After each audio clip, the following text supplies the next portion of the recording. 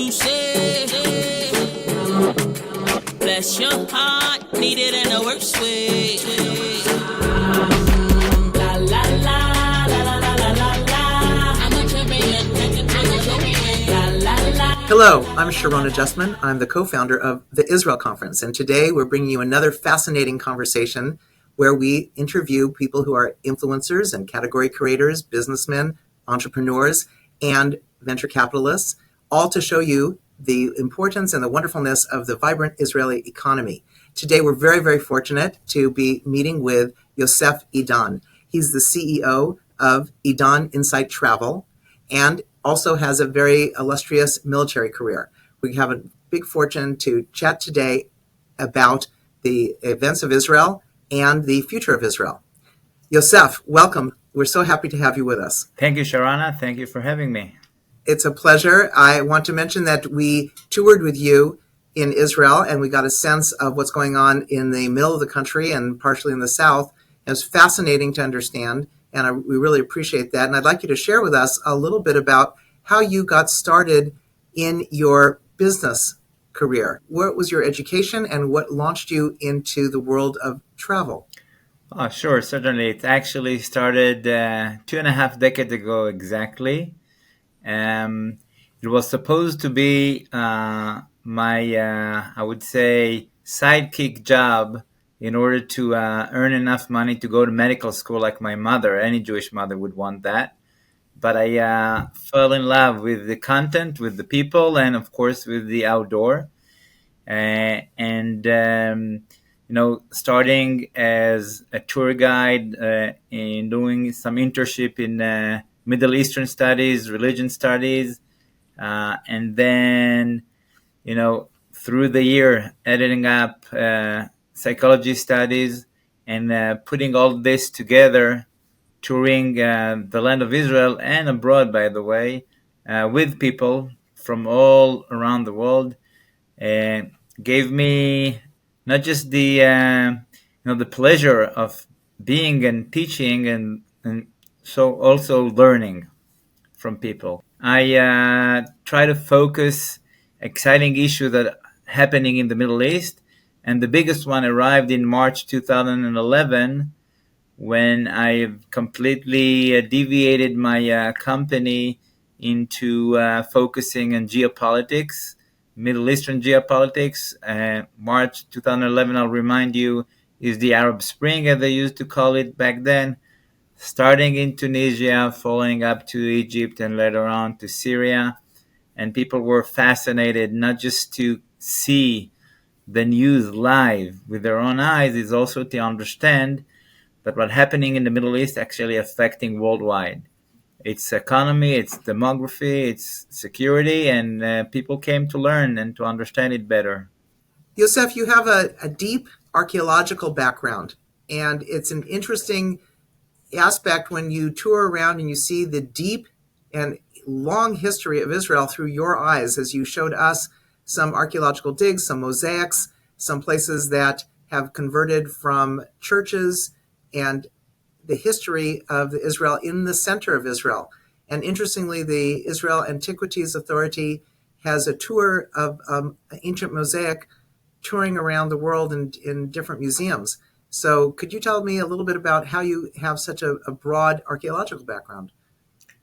Well, obviously, you need to realize that when you're traveling in Israel, it's a young country, but situated in a very, very ancient land. And you can just not, I would say, understand the events today without the backgrounds of thousands of years ago. And I always, when I travel into the state and I meet people in the state and I guide people in the state, I remember one of my trip to San Antonio, Texas. People talk about perspective, and I said, 200 miles in Texas is not that much. For where I'm come from, it's literally half of my land. And when they spoke about history and the Alamo, which takes into the mid-19th century, I said 200 years where I come from, it's actually yesterday. We're talking about in thousands of years. So I do believe that in order to understand some of the events today, you must basically understand the layers of, I would say, not just the land and the culture and the religion of before, but gives you a great perspective and depth to understand some events of today. Let's take a step back into your knowledge of history and archaeology and also the politics of the time. And let's go back 1,000 years, if you don't mind, Okay. to understand a little bit more about what has taken place over the past 1,000 years in who have been the kings, who have been the heroes, who have been those who lost, and what has brought us to this point from a historical standpoint.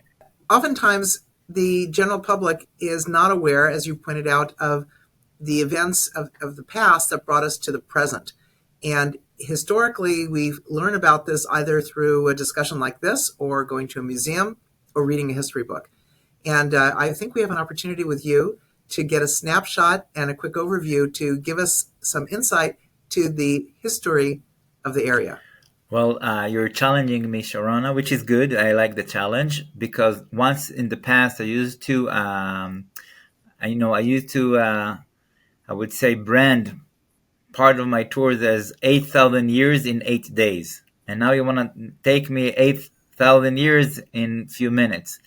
So I will not go that far because I think that we want to have the essence of those stories. So I'll basically, if you would look at the map of the Middle East and if you would look at the location of Israel, you would understand that it sits on a land bridge connecting 3 continents.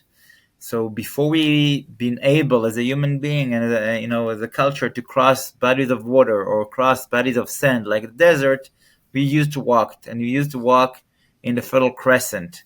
And this is where Israel falls, exactly in that intersection in between 3 continents, Asia, Europe, and Africa.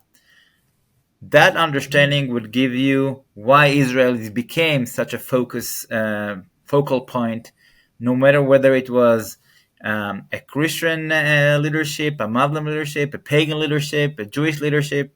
It was always in the focus. That being said, that area completely, the entire land, if you look at the Middle East, you would have to understand that for many, many, many years, it's been controlled by empires. It's the Assyrian Empire at the beginning, and then Babylonian Empire, falling into the Greek Empire, the Roman Empire, Byzantine Empire. It's an empire after an empire. The last one was, of course, the Ottoman, the Turk Empire, that disintegrated in the end of World War I toward 1917. When you understand that the entire landscape was under an empire more years than it's actually, as today, I would say, divided into made-up countries, that an essential, I would say, part to understand why it's so dynamic, why there is so many conflicts. That one thing that we want to start on. Secondly, I would say when the Middle East was redesigned, it was designed by 2 gentlemen, by a French and a British guy, Sykes and Picot, actually sitting on I would say, a cafe in London, redesigning the Middle East and actually dividing it into countries. Now, United States. What year is this? We're talking about the end of World War I. We're talking about the disintegration of the Turkish Empire. It's losing. It's lost the war.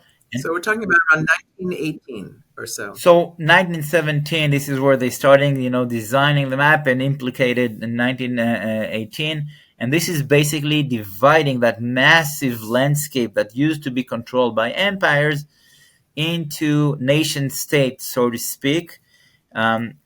Not necessarily as we know it is in the, I would say, nation state that started in Europe, but basically divided the countries. Up until that point, Yossef, Turkey, the modern Turkey, which was then known as the Ottoman Empire, had dominion over the entire region. They were the controllers and the landlord, so to speak, of all the Mideast. Correct, for about 450 years. And exactly that would come again and say when those young countries was created, and because the United States wasn't really agreeing once again that the French and the British would practice some type of a colonialism over that land, the compromise was dividing those countries and giving them a mandate. And the mandate was basically a program in which the French controlled countries and the British controlled countries would be, as we would say, educated into democracy. And when they'll be ready, they will be given independency. And those independencies started to be given by the British and the French somewhere around the 40s. From the early 40s to early 50s, those country that was divided already in the 1917, controlled by French and Great Britain, had been given independency those years of the 40s of 1900. So in 1917, the French called an area of land Lebanon, and they called another area of land Saudi Arabia, and they called another area Iraq, they called another area Libya. And between the French and the British, they were actually the controlling forces in the country. So Lebanon and Libya was controlled by the French. And French became the language of commerce in those countries. Correct, such as the Egyptian was controlled by the British, and Jordan was controlled by the British, and then you would find more ties to English speaking in those countries rather than the French speaking locals in, as you said, Lebanon and Syria. And even the naming, you could actually see like Syria is the name from the Assyrian time period, and it's actually a mispronunciation. And if you would have asked a person in Syria, how is it to be a patriotic Syrian? He says, "What do you mean? I'm a Cherkessic. I'm a Druze. I'm an Alawite. I'm a Sunni." So there is multi ethnicities in one country, and they wasn't really giving that much of thought to the fact that when you divide and you divide this vast land into countries, and you create a multi ethnicities in one, I would say, nation state, which not too many of the people, I would say even none of them, are really identified with that made up nation, you would still have conflicts within the country. Later on, of course, outside of that country. But for many, many years, you will see Lebanon was suffering from a civil war. Syria suffered from a civil war. And the only force that can dominate each and every land, it was actually a dictatorship. And this is what basically gave some type of a stability until what we've seen in March of 2011. It was Mubarak in Egypt for over 30 years. It was Gaddafi in Libya, and you could see it. It was the Assad family in Syria. And that is basically the way Saddam Hussein in Iraq, that those countries was controlled. They weren't falling into democracy because they never grew up into a democracy. They've never been educated into democracy, and they wasn't really, I would say, even ready at that time for democracy. And if you would also see that many of those countries, actually the minorities controlled the majorities. The Alawites, which is the 13% of the population, was basically controlling over 75% of the Sunnis and other fragments of different ethnicities. The same in Iraq, Saddam Hussein wasn't really the majority Sunnis when they controlled a more percentage of Shiites. And if you go to Jordan, the Hashemite kingdom, which is actually a Bedouin family or tribe that controlled a predominant Sunni country. And so only by force and power you could have controlled those countries, and that basically fallen in the the early 2011, where the Arab Spring basically ending almost about 100 years of, I would say, a system that was forced into the people, into the land from Western perspective. When I say Western perspective, I'm saying French and British perspective. What should be, I would say, the idyllic way of dividing those lands and controlling those lands. But through from 1917 through the next 30 or so years, the British and the French really had a strong boot over those minority leaders who then controlled the majority. And so Oh, we have tremendous influence. definitely, definitely. They had a tremendous, still, I would say, an effective control. Even though when they basically given some independentship, still you would have seen a very big influence. I can even go and take you to the 50s of 1900 in in Iran, which also was controlled by the British, and they are the one who basically invested the money and also, I would say, have created the oil refineries and I would say industry in Iran. And there comes, the first, I would say, democracy election in those Muslim countries was actually in Iran. And if we trace the history, the fact that the election have brought a person to become a prime minister, a controlling of a democracy country, and the first thing he did, he confiscated the entire, oil industry, and now who is upset about that? The British was not Everybody. very happy with it, and therefore the British convinced the CIA at that time that this is not a good enough, I would say, leader that would follow our values or our Western, I would say, perspectives and needs, and they bring on the Shah, and the Shah was like a puppet for the British and the Americans, and the people in Iran didn't like the Shah. The Shah is a nickname. It's a nickname like a king, and he called himself King of Kings. And eventually, the opposition managed to kind of unite together, which is another irony, maybe for another podcast. But when they basically taken over finally of that, uprising in 1979, will basically have a fundamentalistic Sharia led Hmm. country, and you know where it leads to today.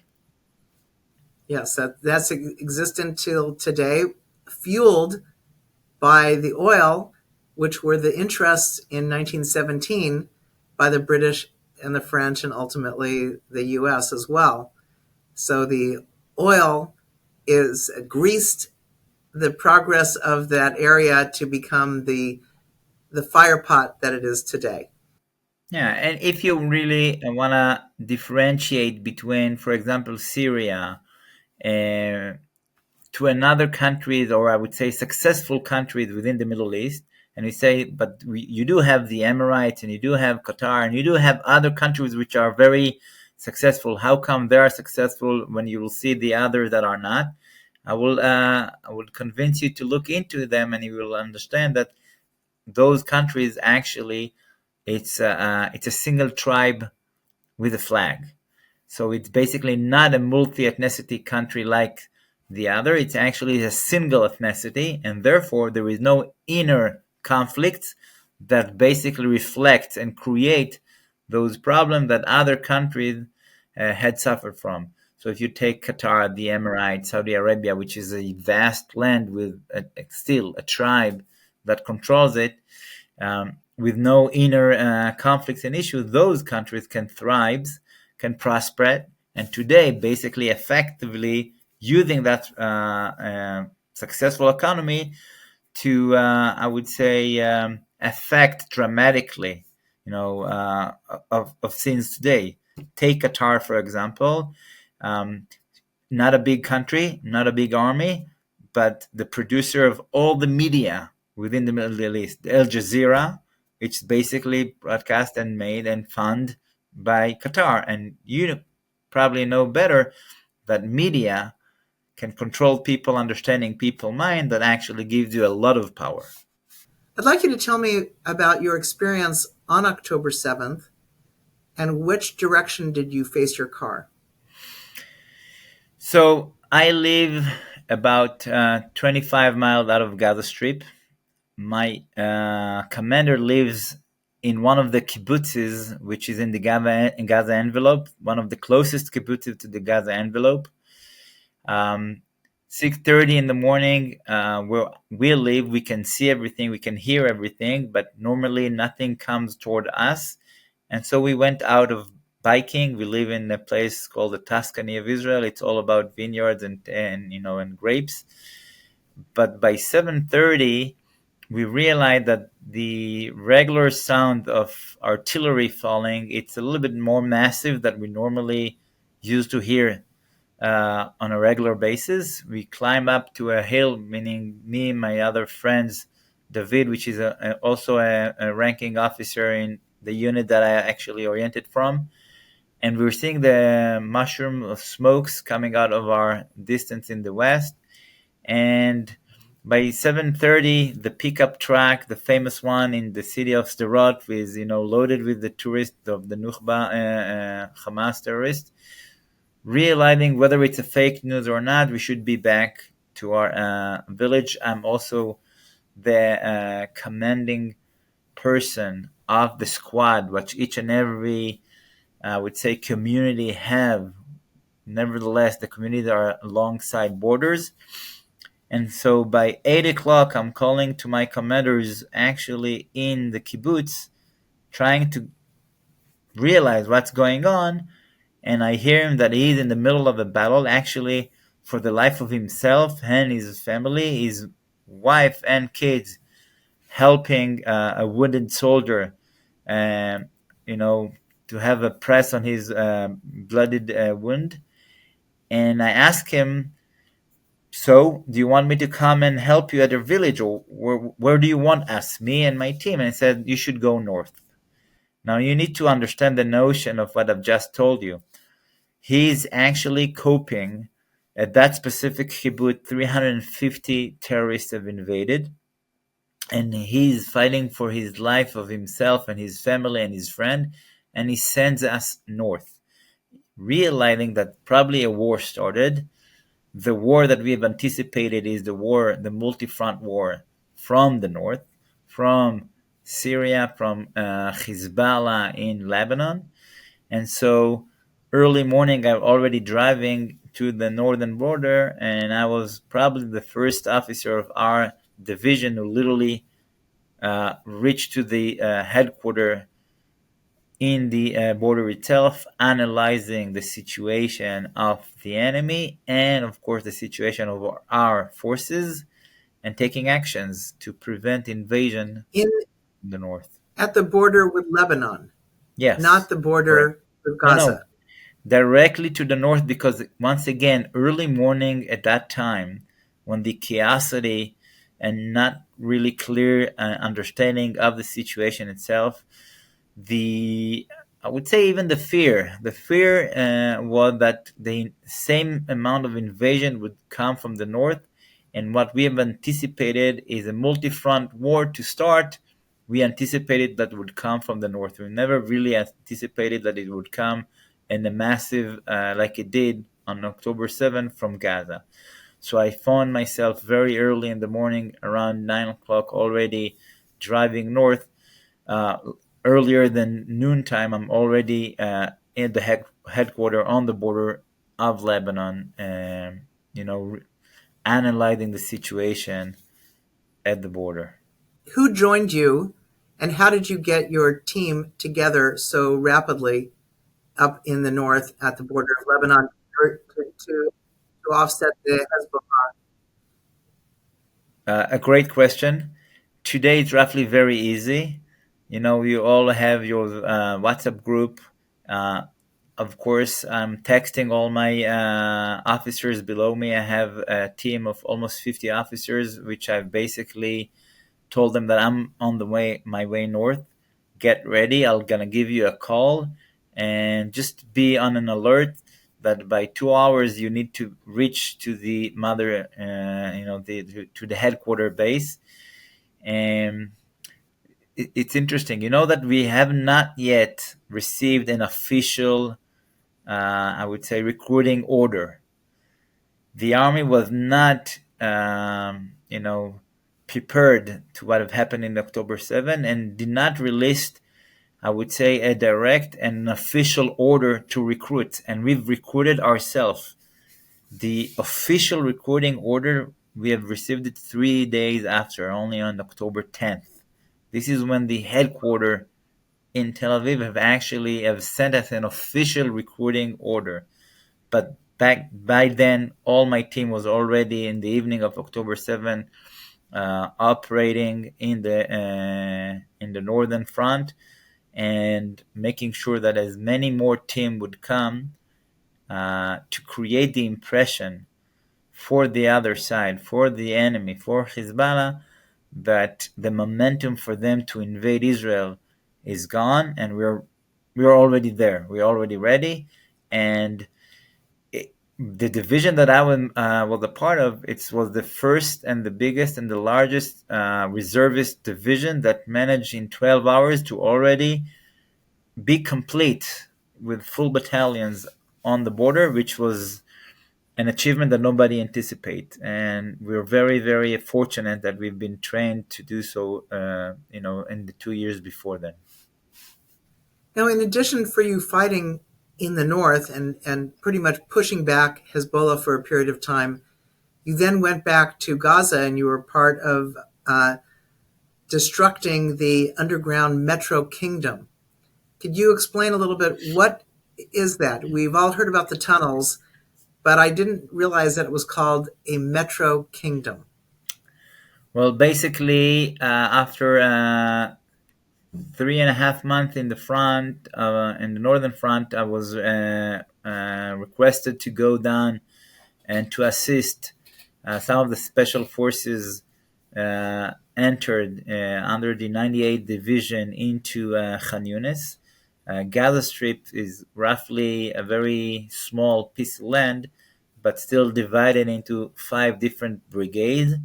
One of the biggest and the most, I would say, largest fortified brigade was the Khan Yunis Brigade. If you go from north to south, you have the Northern Brigade, you have Gaza City Brigade, Central Command, I would say Central Camp Brigade, Khan Yunis Brigade, the second largest city, and then you have Rafah in the south.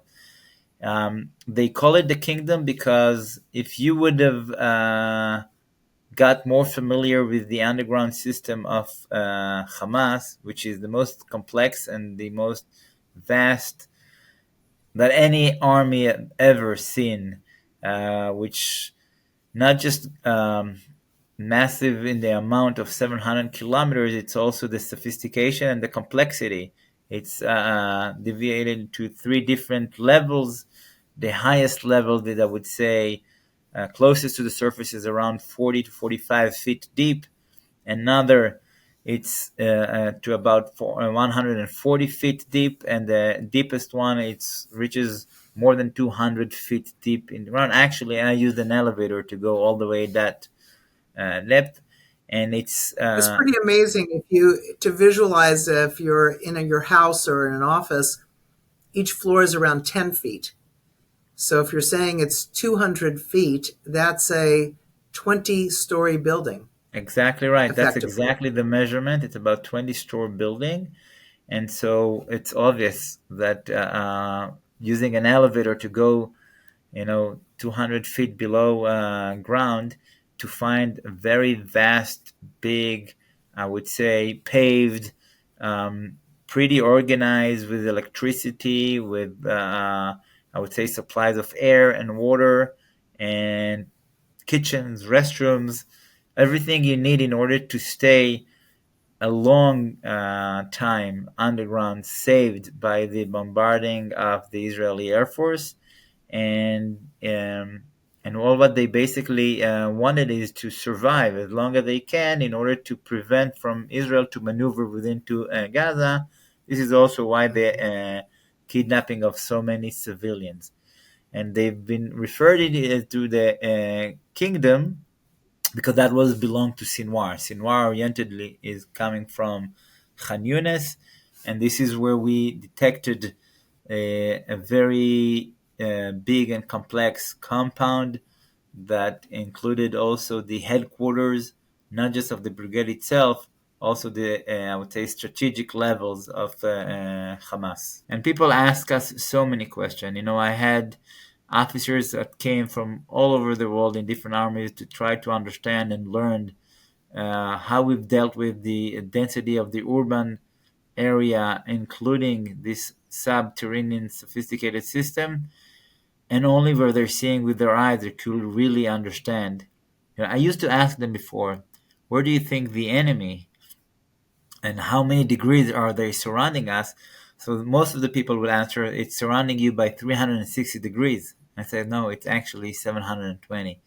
Exactly. It's like exactly right. It's like the ball that's surrounded by threats. And when people ask why it's taking so long, I try to explain um, first and foremost, how do you reach to those tunnels? You can't really go to the same shaft that the terrorists use. So if there is 700 kilometers of tunnels, you can imagine how many shafts there is. But you don't really go through the shaft. You need to find a different way to go inside because they would anticipate you in those shafts. So And this is so, an interesting area that to think about with that engineering skill, and in light of the suggestions that are being floated to turn Gaza into an international area of commerce and people from around the world to come live there, uh, if we could turn some of that engineering ability from looking into the dark side and lift it to the light side, we might be able to turn that area into a pearl, since it does sit right onto the Mediterranean and should be a yeah, gorgeous area. I'd love to get your absolutely. thoughts on that, and could that become a great area for tourism? There is research today that says that the um, more almost 80% of the money that poured in Gaza with the intention of helping the society in Gaza is actually was invested in creating this underground subterranean system and this war machine that Hamas have created with the ability to create rockets and missiles and all of the weaponry that was smuggled in through Egypt and to the underground subterranean system that in Rafah. And so you're asking me whether Gaza could have been turned to a different place. If you know the Mediterranean, the nicest, most sandiest, most palm planted, beachfront in the entire Israel is actually located in Gaza. Most wide, most beautiful, and unfortunately, those are not turned into a very nice pedestrian riviera ports for yacht to come. But when it does, Yossef, will that be an area that you can expand your tourism business to take us to places like Han Yunis to explain to us why it was a waypoint in ancient times to travel roads for distribution, the supply chain of spices, food, clothing? It would take, I would say, quite an amount of years to turn it Of into a course. place that tourists would come and would be able to enjoy the landscape and the history and the stories of Gaza. And that is really depend on the new action to be taken. I don't see this anytime soon, but I'm very hoping that in my lifetime we can basically, Sarona, take a tour into Khan Yunis without the way using uniform, just being as visitors. Well, it'll be beautiful to see that Idan Insight Travel. We'll have a tour there, and maybe in a shorter amount of time. And maybe it's an opportunity for all those engineering skills to be used for good and to help people to enjoy that area. Amen, I would say. Amen. Yosef, it's a pleasure to get so many insights to turn information into knowledge with your educating us from 1917 to 2025. And I thank you very much for explaining it. We will have to come back and get some other aspects of the history of the region, both from the how people lived in years gone by, how people have defended the area, and what will become of the entire region, especially as Israel's economy continues to grow and flourish with new partnerships. And we wish only for the best for everyone in the region, but of course we wish especially that Israel will have success. And you Sharon, thank you very represent. much for having me. Thank you, And Yossef. again, thank you very much for having me. It was a pleasure meeting you in person, traveling you within Israel, and also being here on your podcast. And thank you for doing it. It's very important. It's my pleasure, and lehitraot. Bye bye, Litraut.